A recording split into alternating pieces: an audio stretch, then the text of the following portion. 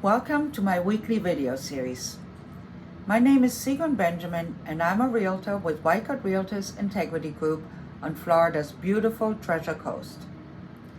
In episode 5, I will explain 2 different types of homeownership to you, as well as give you some pros and cons for each. The first one I'm going to talk about is a condominium. By definition, it is a building or complex of buildings containing a number of individually owned apartments or houses.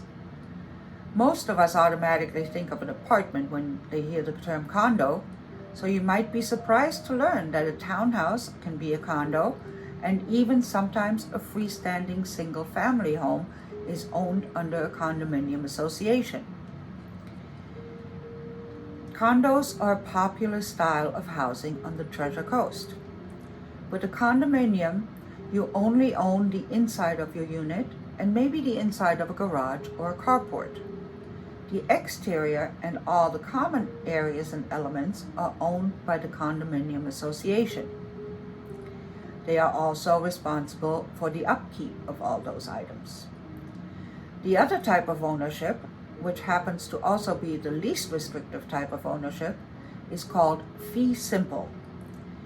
This type of home ownership is unrestricted and absolute.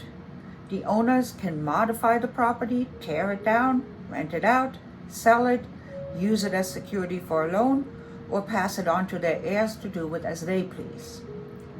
Most single-family homes are owned in this manner. But for first-time home buyers, a condo can be a great way to start. They tend to be more affordable, with the exception of Hutchinson Island, require less upkeep and maintenance cost, and are often located near conveniences like public transportation, shopping, schools, churches, and banks, making it possible to live and work without a car. Some condo buildings or neighborhoods also have security and even concierge services. The downside to having a condo is having close neighbors, less privacy, stairs, sounds, smells, and no or little outside space or garden. And while the amenities might be great, a pool, tennis courts, and other conveniences, those are shared equally between all owners. If you neither swim nor play tennis, you still have to pay for them through your condo association fee, which will reflect their upkeep.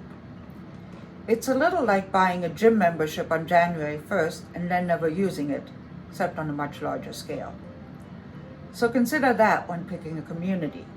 Choose one that has activities and amenities you would welcome and would use or participate in, or choose a bare bones one if you are not into that kind of thing.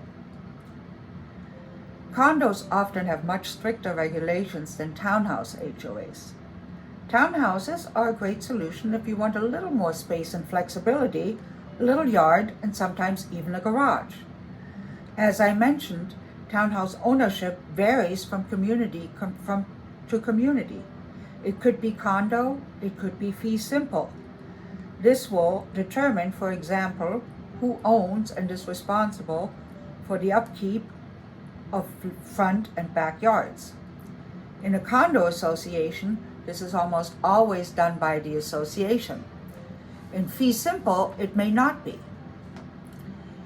In either type of association, there may be other restrictions, such as what color your front door or even your house can be, or what type of fencing, if any, is allowed. I once lived in a townhouse many years ago, the first time I had ever dealt with an HOA. And then we received a letter from them that a trellis we had installed on our first floor deck for privacy from the neighboring townhouse was against their regulations and had to be taken down. From a financial standpoint, you could save on property taxes and insurance with a condo. Condo insurance only needs to cover the inside of your unit, so underwriters don't need to consider things like the age of the roof when issuing a homeowner's policy. On the flip side, you may not be able to get an FHA loan for a condo or get a loan at all in some cases if too many units in the building are rented out. Value appreciation generally is higher on a house than a condo, and condos can be harder to sell. I was also going to give you an example of an HOA fee in a condo versus the cost of maintaining a single-family home without an HOA, but I can spare you the painful math lesson. It's essentially a wash. Instead, consider whether you are the handy type and don't mind or even enjoy doing little projects in and around the house, or if you're more hands-off and would rather pay somebody else to do it. So by now, you'll either be ready to go buy yourself a condo, in which case you'll find a handy chart of 20 questions to ask when buying a condo in the comments, or you're ready to call me to set up an appointment for a free buyer consultation where we can go over all the options and come up with the right buying strategy for you. The number to call is 802-522-8891. I can't wait to work with you.